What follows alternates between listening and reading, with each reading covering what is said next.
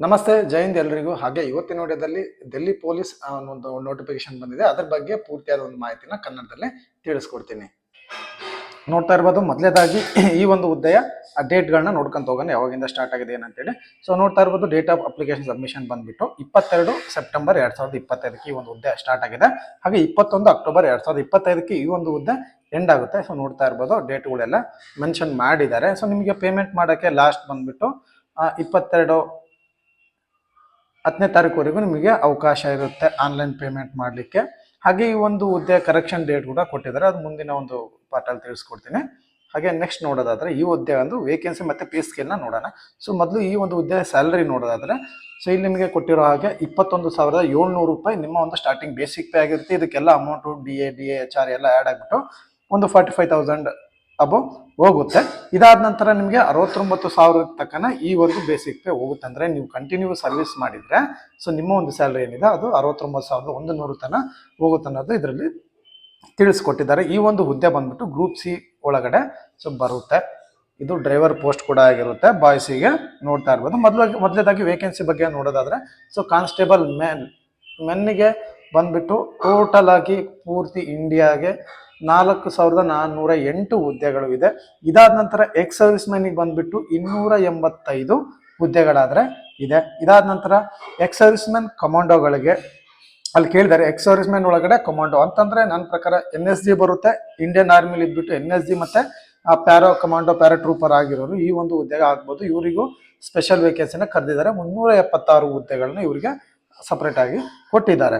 ಹಾಗೆ ಇದಾದ ನಂತರ ಫಿಮೇಲಿಗೆ ಬಂದ್ಬಿಟ್ಟು ನೋಡ್ತಾ ಇರ್ಬೋದು, ಫಿಮೇಲ್ಗೆ 2,496 ಹುದ್ದೆಗಳು ಆದರೆ ಹುಡುಗಿಯರಿಗಿದೆ. ಟೋಟಲ್ ಆಗಿ 7,565 ಹುದ್ದೆಗಳನ್ನ ಕರೆದಿದ್ದಾರೆ. ಇದರಲ್ಲಿ ನೀವು ನೋಡ್ಕೋಬಹುದು, ಕ್ಯಾಟಗರಿ ವೈಸ್ ಕೂಡ ಕೊಟ್ಟಿದ್ದಾರೆ. ಇದನ್ನ ನೋಡ್ಬಿಟ್ಟು ನೀವು ಈ ಒಂದು ಹುದ್ದೆಗೆ ಅಪ್ಲಿಕೇಶನ್ ಹಾಕ್ಬೋದು.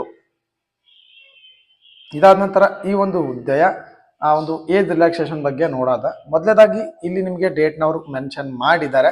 ಸೊ ಜನರಲ್ ಯಾರಿದ್ದರೂ ಅವ್ರು ನೋಡ್ಕೊಳ್ಳಿ, 18 ವರ್ಷದಿಂದ 25 ವರ್ಷದೊಳಗಡೆ ಇರಬೇಕು. ಅವರು ಯಾವಾಗ ಹುಟ್ಟಿರ್ಬೇಕಂತೇಳಿ ಆ ಡೇಟ್ ಕೂಡ ಕೊಟ್ಟಿದ್ದಾರೆ.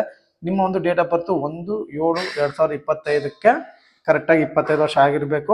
ಎರ್ಲಿದನ್ನು ಇಲ್ಲಿ ನೋಡಿ ಕೊಟ್ಟಿದ್ದಾರೆ 2/7/2000. ಅದ್ರ ಮೇಲ್ಪಟ್ಟ ಹುಟ್ಟಿದವರು ಈ ಒಂದು ಅಪ್ಲಿಕೇಶನ್ ಹಾಕ್ಬೋದು. ಲಾಸ್ಟ್ ಎಲ್ಲಿ ತನಕ ಇರೋರು ಹಾಕ್ಬೋದಪ್ಪ ಅಂತಂತಂದ್ರೆ 1/7/2007 ಈ ಮಧ್ಯದಲ್ಲಿರೋರು ಈ ಒಂದು ಹುದ್ದೆಗೆ ಅಪ್ಲಿಕೇಶನ್ನ ಹಾಕ್ಬೋದು. ಓಕೆ, ಏಜ್ ರಿಲ್ಯಾಕ್ಸೇಷನ್ ಯಾರ್ಯಾರಿಗಿದೆ ಅನ್ನೋದನ್ನ ತಿಳಿಸ್ಕೊಡ್ತೀನಿ. SC ಹಾಗೂ ST ಅವರಿಗೆ 5 ವರ್ಷ ಏಜ್ ರಿಲ್ಯಾಕ್ಸೇಷನ್ ಕೊಟ್ಟಿದ್ದಾರೆ. ಸೊ ಇಲ್ಲಿ ನೋಡ್ತಾ ಇರ್ಬೋದು, 5 ವರ್ಷ SC ST ಅವರಿಗೆ ಇದೆ. ಇದಾದ ನಂತರ ಬಂದ್ಬಿಟ್ಟು OBC ಅವರಿಗೆ ನೋಡ್ತಾ ಇರ್ಬೋದು 3 ವರ್ಷ ಕೊಟ್ಟಿದ್ದಾರೆ. ಅಂತಂದ್ರೆ ನೀವು 28 ವರ್ಷ ಇದ್ರೂ ಕೂಡ OBC ಅವರ ಅಪ್ಲಿಕೇಶನ್ ಹಾಕ್ಬೋದು. SC ST ಅವರು 30 ವರ್ಷ ಇದ್ರೂ ಕೂಡ ಈ ಒಂದು ಹುದ್ದೆಗೆ ಅಪ್ಲಿಕೇಶನ್ ಹಾಕ್ಬೋದು. ಇದಾದ ನಂತರ ಸ್ಪೋರ್ಟ್ಸ್ ಪರ್ಸನ್ ಅವರಿಗೆ 5 ವರ್ಷ ಕೊಟ್ಟಿದ್ದಾರೆ. ಹಾಗೆ ಇನ್ನೊಬ್ಬ ಸ್ಪೋರ್ಟ್ಸ್ ಪರ್ಸನ್ ಅವರಿಗೆ 10 ವರ್ಷ ಏಜ್ ರಿಲ್ಯಾಕ್ಸೇಷನ್ ಕೊಟ್ಟಿದ್ದಾರೆ. ಇದಾದ ನಂತರ ನಿಮಗೆ ನೆಕ್ಸ್ಟ್ ಬರೋದು ಎಜುಕೇಶನ್ ಕ್ವಾಲಿಫಿಕೇಶನ್ ನೋಡ್ತಾ ಹೋಗೋಣ. ಈ ಹುದ್ದೆಗೆ ಬೇಕಾದಂತ ಎಜುಕೇಶನ್ ಕ್ವಾಲಿಫಿಕೇಶನ್ ತಿಳಿಸ್ಕೊಡ್ತೇನೆ. ಇದಕ್ಕೆ ಏನಿಲ್ಲ, ಸಾಮಾನ್ಯವಾಗಿ ನೀವು 10+2 ಅಂತಂತಂದ್ರೆ ನೀವು PUC ಅನ್ನ ಪಾಸ್ ಆಗಿರ್ಬೇಕಾಗಿರುತ್ತೆ. ಸೊ PUC ಪಾಸ್ ಆಗಿದ್ರೆ ಸಾಕು ಈ ಹುದ್ದೆಗೆ ಅಪ್ಲಿಕೇಶನ್ ಹಾಕಬಹುದು. ಹಾಗೆ ಹುಡುಗರು ಕಂಪಲ್ಸರಿಯಾಗಿ ಡ್ರೈವಿಂಗ್ ಲೈಸೆನ್ಸ್ನ ಹೊಂದಿರಬೇಕಾಗುತ್ತೆ. ಆ ಡ್ರೈವಿಂಗ್ ಲೈಸೆನ್ಸ್ ನಿಮ್ಮ ಒಂದು ಫಿಸಿಕಲ್ ಡೇಟ್ಗೆ ಹೋಗೋಕ್ಕಿಂತ ಮುಂಚಿತವಾಗಿ ನಿಮ್ಮ ಕೈಯಲ್ಲಿ ಇರಬೇಕು. ಸೊ ನೀವು LLR ಹಾಕ್ಬಿಟ್ಟು ಅದಾಕ್ಬಿಟ್ಟು ಬರಲ್ಲ. ನಿಮ್ಮ ಹತ್ರ ಆಲ್ರೆಡಿ ಆ ಡೇಟಿನೊಳಗಡೆ ಈ ಒಂದು ಲೈಸೆನ್ಸ್ ಇರಬೇಕು. ಅವ್ರ ನೋಟಿಫಿಕೇಶನ್ ಒಳಗೆ ಕ್ಲಿಯರ್ ಆಗಿ ಕೊಟ್ಟಿದ್ದಾರೆ. ಸೊ ಹುಡುಗರಿಗೆ ಮಾತ್ರ ಕಂಪಲ್ಸರಿಯಾಗಿ ಡ್ರೈವಿಂಗ್ ಲೈಸೆನ್ಸ್ ಬೇಕಾಗುತ್ತೆ. ಹಾಗಾಗಿ ತುಂಬಾ ಜನ ಈ ಒಂದು ಹುದ್ದೆಗೆ ಕಾಂಪಿಟೇಟ್ ಮಾಡಲ್ಲ ಓದೋರು, ಯಾಕಂದ್ರೆ ಅವ್ರ ಬಳಿ ಡ್ರೈವಿಂಗ್ ಲೈಸೆನ್ಸ್ ಇರಲ್ಲ. ಸೊ ಯಾರ ಹತ್ರ ಡ್ರೈವಿಂಗ್ ಲೈಸೆನ್ಸ್ ಇದ್ರೆ ನೀವು ತಪ್ಪದೆ ಈ ಒಂದು ಹುದ್ದೆಗೆ ಅಪ್ಲಿಕೇಶನ್ ಹಾಕಬಹುದು. ಹುಡುಗಿಯರಿಗೆ ಯಾವುದೇ ರೀತಿಯಾದಂತಹ ಒಂದು ಡ್ರೈವಿಂಗ್ ಲೈಸೆನ್ಸ್ನ ಅವಶ್ಯಕತೆ ಇಲ್ಲ. ಇದಾದ ನಂತರ ಈ ಒಂದು ಹುದ್ದೆಗೆ NCC C ಸರ್ಟಿಫಿಕೇಟ್ ABC ಇದ್ದವ್ರಿಗೆ ಮಾರ್ಕ್ಸ್ ಕೂಡ ಕೊಟ್ಟಿದ್ದಾರೆ. ನೋಡ್ತಾ ಇರ್ಬೋದು, NCC C ಸರ್ಟಿಫಿಕೇಟ್ ಇದ್ದವ್ರಿಗೆ ಸೊ 5 ಮಾರ್ಕ್ಸ್ ಸಿಗುತ್ತೆ. ಇದಾದ ನಂತರ B ಇದ್ದವ್ರಿಗೆ ಕೂಡ ಅಷ್ಟೇ 3% ಸಿಗುತ್ತೆ. ಹಾಗೆ 2% A ಸರ್ಟಿಫಿಕೇಟ್ ನೀವು ಫಸ್ಟ್ ಹೈಸ್ಕೂಲ್ ಒಳಗೆ ಮಾಡಿದವ್ರಿಗೆ ಇಷ್ಟು ಕೊಡ್ತಾರೆ. ನಿಮ್ಮ ಹತ್ರ NCC ಇದ್ರೆ ತುಂಬಾ ಉತ್ತಮ ಅನ್ಸುತ್ತೆ. ಸೊ ಅಪ್ಲಿಕೇಶನ್ ಫೀಸ್ ಬಂದ್ಬಿಟ್ಟು ಸೊ OBC ಅವರಿಗೆ 100 ರೂಪಾಯಿ ಇದೆ. ನೋಡ್ತಾ ಇರ್ಬೋದು, 100 ರೂಪಾಯಿ OBC ಅವ್ರಿಗಿದೆ. ST SC PWD ಅವರಿಗೆಲ್ಲ ಫೀ ಇರೋದಿಲ್ಲ. ಹಾಗೆ ಎಕ್ಸ್ ಸರ್ವಿಸ್ ಮ್ಯಾನ್ ಕೂಡ ಇರೋದಿಲ್ಲ. ನೀವೆಲ್ಲ ಡೈರೆಕ್ಟ್ ಆಗಿ ಅಪ್ಲಿಕೇಶನ್ ಹಾಕ್ಬೋದು. ಈಗ ಕರ್ನಾಟಕದಲ್ಲಿ ಎಲ್ಲೆಲ್ಲಿ ಎಕ್ಸಾಮ್ ಸೆಂಟರ್ಗಳಿದೆ ಅನ್ನೋದನ್ನ ನೋಡ್ಕೊಳ್ಳಿ, ಹಾಗೆ ಕೋಡ್ ಕೂಡ ಸಹ ನೋಡ್ಕೋಬಹುದು. ಸೊ ಕರ್ನಾಟಕದಲ್ಲಿ ಟೋಟಲ್ 8 ಇರ್ಬೇಕು ಅನ್ಸುತ್ತೆ. ಬೆಳಗಾವಿ, ಬೆಂಗಳೂರು, ಹುಬ್ಬಳ್ಳಿ, ಕಲಬುರಗಿ, ಗುಲ್ಬರ್ಗ, ಮಂಗಳೂರು, ಮೈಸೂರು, ಶಿವಮೊಗ್ಗ, ಉಡುಪಿ, ಇಷ್ಟು ಟೋಟಲ್ ಆಗಿ 9 ಎಕ್ಸಾಮ್ ಸೆಂಟರ್ಗಳಾದ್ರೆ ಇಲ್ಲಿದೆ. ಸೊ ಇದು ನೋಡ್ತಾ ಬಂದು ಇವು ನೋಟ್ ಮಾಡ್ಕೊಳ್ಳಿ, ಇವನ್ನೆಲ್ಲ ಅಪ್ಲಿಕೇಶನ್ ಹಾಕುವಾಗ ಹೆಲ್ಪ್ ಆಗುತ್ತೆ. ಸೊ ಇದಾದ ನಂತರ ಇದಕ್ಕೆ ಬಂದ್ಬಿಟ್ಟು ಸಿಲೆಬಸ್ ಏನಪ್ಪ ಇರುತ್ತೆ ಅನ್ನೋದನ್ನ ತಿಳಿಸ್ಕೊಡ್ತೀನಿ. ಸೊ ಸಿಲೆಬಸ್ ಬಂದ್ಬಿಟ್ಟು ಅದೇ ಸಾಮಾನ್ಯವಾಗಿ ಈಗ ಏನೆಲ್ಲ ನೀವು ಸ್ಟೇಟ್ ಎಕ್ಸಾಮಿಗೆ ಅಟೆಂಡ್ ಮಾಡ್ತಾರೋ ಅದೇ ರೀತಿ ಇರುತ್ತೆ. ಜನರಲ್ ನಾಲೆಡ್ಜ್ ಇದೆ ಪಾರ್ಟ್ ಎ ಯಲ್ಲಿ, ಪಾರ್ಟ್ ಬಿ ಯಲ್ಲಿ ರೀಸನಿಂಗ್ ಇದೆ, ಪಾರ್ಟ್ ಸಿ ಯಲ್ಲಿ ನ್ಯೂಮರಿಕಲ್ ಅಬಿಲಿಟಿ ಇದೆ, ಹಾಗೆ computer fundamental, MS Excel, MS Word, ಹಾಗೆ communication, internet, WW and web browser, ಇದ್ರ ಬಗ್ಗೆ ನಿಮಗೆ ಕಂಪ್ಯೂಟರ್ ಬೇಸ್ ಅದೊಂದು ಸ್ವಲ್ಪ ಎಕ್ಸಾಮ್ ಇರುತ್ತೆ. ಟೋಟಲ್ ಆಗಿ ಬಂದ್ಬಿಟ್ಟು ನಿಮಗೆ 90 ನಿಮಿಷ ಕಾಲಾವಕಾಶ ಇರುತ್ತೆ ಈ ಒಂದು ಎಕ್ಸಾಮ್ಗೆ. ಹಾಗೆ 0.25 ನೆಗೆಟಿವ್ ಮಾರ್ಕಿಂಗ್ ಇರುತ್ತೆ. ಅಂದರೆ 4 ಕ್ವಶನ್ ನೀವು ತಪ್ಪಾಕಿದ್ರೆ 1 ಮಾರ್ಕ್ಸ್ ನಿಮ್ದು ಕಟ್ ಆಗುತ್ತೆ. ನೋಡ್ತಾ ಇರ್ಬೋದು. ಸೊ 100 ಕ್ವಶನ್ ಇರುತ್ತೆ ಈ ಇದರಲ್ಲಿ. ಸೊ 100 ಕ್ವಶನ್ ನೋಡ್ತಾ ಇರ್ಬೋದು. 100 ಕ್ವಶನ್ ಇರುತ್ತೆ. 100 ಮಾರ್ಕ್ಸ್ಗೆ ಈ ಒಂದು ಎಕ್ಸಾಮ್ ಆದರೆ ನಡೆಯುತ್ತೆ. ಸೊ ಇದಾದ ನಂತರ ನಿಮ್ಮ ಒಂದು ಏನಪ್ಪ ಅಂತಂದ್ರೆ ಫಿಸಿಕಲ್ ಬಗ್ಗೆ ಕ್ಲಿಯರ್ ಆಗಿ ತಿಳ್ಕೊಳ್ಳಿ. ಇದಕ್ಕೆ ಫಿಸಿಕಲ್ ಇರುತ್ತೆ. ಮೊದಲನೇದಾಗಿ ನಿಮ್ಮ ಒಂದು ಫಿಸಿಕಲ್ ಎಲಿಜಿಬಿಲಿಟಿ ನೋಡೋದಾದ್ರೆ ನಿಮ್ಮ ಒಂದು ಹೈಟ್, ಹುಡುಗರು ಬಂದ್ಬಿಟ್ಟು ನೋಡಿ, ಜನರಲ್ OBC SC ಅವರಿಗೆ ವೇಟ್ ಬಂದ್ಬಿಟ್ಟು ಹೈಟ್ ಬಂದ್ಬಿಟ್ಟು 170 ಸೆಂಟಿಮೀಟರ್ ಇರಬೇಕು. ಹಾಗೆ ST ಅವ್ರು ಬಂದ್ಬಿಟ್ಟು 165 ಸೆಂಟಿಮೀಟರ್ ಇದ್ರು ಕೂಡ ನಡೆಯುತ್ತೆ. ST ಅವರಿಗೆ 165 ಸೆಂಟಿಮೀಟರ್, ಹಾಗೆ ಜನರಲ್ OBC SC ಇವರಿಗೆ 170 ಸೆಂಟಿಮೀಟರ್ ಇರುತ್ತೆ. ಹಾಗೆ ಈಗ ಹುಡುಗರ್ದು ಹೇಳ್ತಾ ಇದ್ದೀನಿ. ಚೆಸ್ಟ್ ಬಂದ್ಬಿಟ್ಟು 81ರಿಂದ 85 ಸೆಂಟಿಮೀಟರ್ ಒಳಗಡೆ ಇರಬೇಕು. ಹಾಗೆ ST ಅವರಿಗೆ 72 ಸೆಂಟಿಮೀಟರ್ ಇರಬೇಕು. ಎಕ್ಸ್ಪೆಂಡಬಲ್ 5 ಸೆಂಟಿಮೀಟರ್ ಮಾಡಿದ್ರೆ 82 ಆಗುತ್ತೆ. ಹಾಗೆ OBC ಜನರಲ್ ಅವ್ರಿಗೂ ಕೂಡ ಅಷ್ಟೇ 81 ನಾರ್ಮಲ್ ಆಗಿ ಬರಬೇಕು. ನೀವು ಎಕ್ಸ್ಪೆಂಡ್ ಮಾಡಿದಾಗ 85 ಸೆಂಟಿಮೀಟರ್ ಆಗಬೇಕು, ಅಂದ್ರೆ 5 ಸೆಂಟಿಮೀಟರ್ ಹೆಚ್ಚಳ ಆಗಬೇಕು.